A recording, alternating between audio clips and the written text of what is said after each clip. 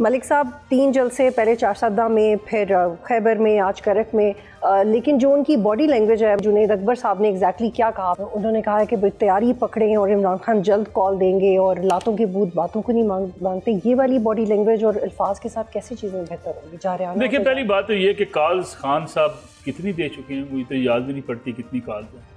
ये 2013 से कॉल्स दे रहे हैं, कभी धरना दे रहे हैं, कभी सिविल नाफरमानी की तहरीक चला रहे हैं, कभी बिजली के बिल जला रहे हैं, कभी हुंडी के ज़रिए पैसे बाहर से मंगवाने की बात कर रहे हैं, कभी मुल्क का पहिया जाम करने की बात कर रहे हैं, कभी कह रहे हैं पहले मैं लाहौर बंद करूंगा, फिर इस्लामाबाद बंद करूंगा, फिर कराची बंद करूंगा। ये मुल्क बंद करने के नारे, ये इस्लामाबाद पे चढ़ाई की बातें, इस्लामाबाद बंद करने की बातें हम तब उठकर जाएंगे जब तक खान को जेल से निकलवाएंगे नहीं।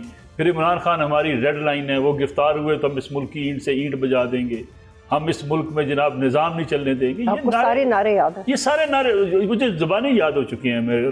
असल मसला ये है कि ये इसके अलावा और पाकिस्तान तहरीक इंसाफ क्या कर सकती है? जब आपने तय कर लिया है कि आपने एहतजाज का, आपने इंतशार की सियासत करनी है, आपने लड़ाई झगड़े की सियासत करनी है, और मैं बड़ी जिम्मेदारी से आपसे एक बात कहना चाहता हूँ, यकीन माने ये जो इंतशार की बातें होती हैं ना, ये पॉपुलर होती हैं।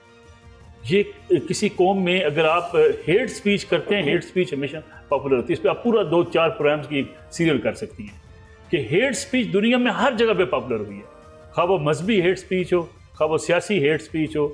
जब भी आप ललकार रहे होंगे हम तोड़ देंगे, हम दीवारें गिरा देंगे, और जितनी हेट फिल्में, मैं कई दफ़ा मिसाल दे चुका हूँ, अब तो मैं दिल नहीं करता बार बार उसकी मिसाल दूँ।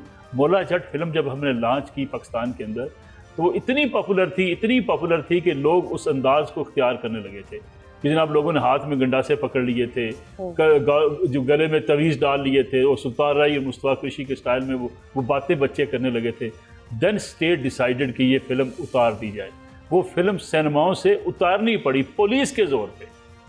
इतनी पॉपुलर फिल्म थी कि उसको उतारा, भाई बस करें, ये तो सोसाइटी आपकी क्लैश कर जाएगी। तो ये भी फिल्म आपको पता है उतारनी पड़ी है।